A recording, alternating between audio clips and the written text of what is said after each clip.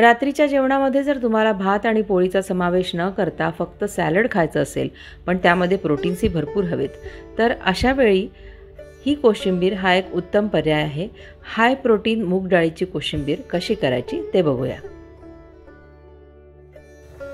मूग डाळीची कोशिंबीर किंवा हाय प्रोटीन सॅलड करण्यासाठी मी इथे मोकळं एक भांडं घेतलं आहे पसरट, आणि त्यामध्ये थोडंसं पाणी उकळत ठेवलं आहे.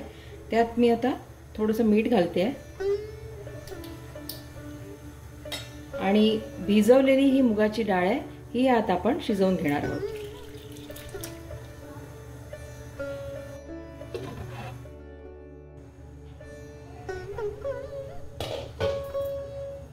यावरती जो फेस येतोय तो शक्य झाला तर काढून टाकायचा, नाहीतर मग थोडीशी चिकटसर होते डाळ. फेस आपण काढून टाकूया आणि शक्यतोवर मुगाची डाळ ही अशा पसरट भांड्यातच शिजवायची आहे, म्हणजे ती गिच्च होणार नाही. आपल्याला मोकळी मोकळी डाळ हवी आहे.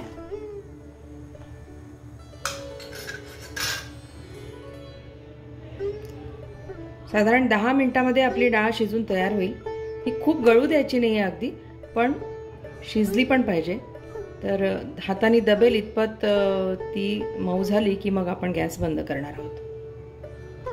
कर्नाटकामध्ये जी कोशिंबिरी किंवा कोसंबरी करतात त्यामध्ये ही मुगाची डाळ कच्ची घेतात, पण घरात जर सिनियर सिटीजन्स असतील तर ते कच्चं खाऊ शकत नाही, त्यासाठी म्हणून ही आपण शिजवून घेणार आहोत.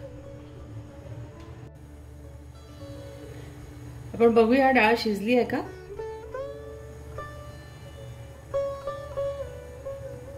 डाळ छान शिजली आहे, खूप गाळही नाही झाली आणि कच्ची पण नाही. आपल्याला हवी तशी ती आता तयार आहे. गॅस बंद केलाय मी. आता ह्याचं पाणी काढून मी ही डाळ निथळून गार करून घेणार आहे. कोशिंबिरीला लागणारं आपलं सगळं साहित्य तयार आहे. ही शिजवलेली मूग डाळ आहे जी मी पाणी काढून निथळून घेतलेली आहे. त्यामध्ये एक छोटा बोल मी काकडी चिरून घेतलेली आहे, ती घातली आहे. काकडी चिरताना नेहमी त्याची चव बघावी, बरेचदा कडू असते. कडू नाही ही खात्री करून मगच ती त्यात घालावी. हाय प्रोटीन सॅलड आहे त्याच्यामुळे ह्याच्यात आपण थोडेसे भाजलेले शेंगदाणे पण घालणार आहोत. अर्धी वाटीला थोडंसं कमी ओलं खोबरं आहे, ते मी फोडून आणि किसून घेतलेलं आहे. यामध्ये प्रमाण असं काही नाही आहे, आपल्या आवडीप्रमाणे आपण गोष्टी कमी जास्त करू शकतो, पण साधारण या अंदाजात घेतलं तर त्याची चव चांगली लागते. डाळिंबाचे दाणे आहेत थोडे, ते घालूया. आपल्या आवडीप्रमाणे हिरव्या मिरचीचे तुकडे, भरपूर अशी कोथिंबीर घालायची आहे. एक छोटासा आल्याचा तुकडा मी अगदी बारीक चिरून घेतला आहे. हे ऑप्शनल आहे, आवडत असेल तर घालावं, नाहीतर नाही घातलं तरी चालण्यासारखं आहे. चवीप्रमाणे मीठ घालायचंय. मी काळं मीठ घालते, साधं घातलं तरी चालेल. आणि सगळ्यात शेवटी याच्यावरती लिंबू पिळायचं आहे. आता हे सगळं आपण छान एकत्र कालवून घेणार आहोत.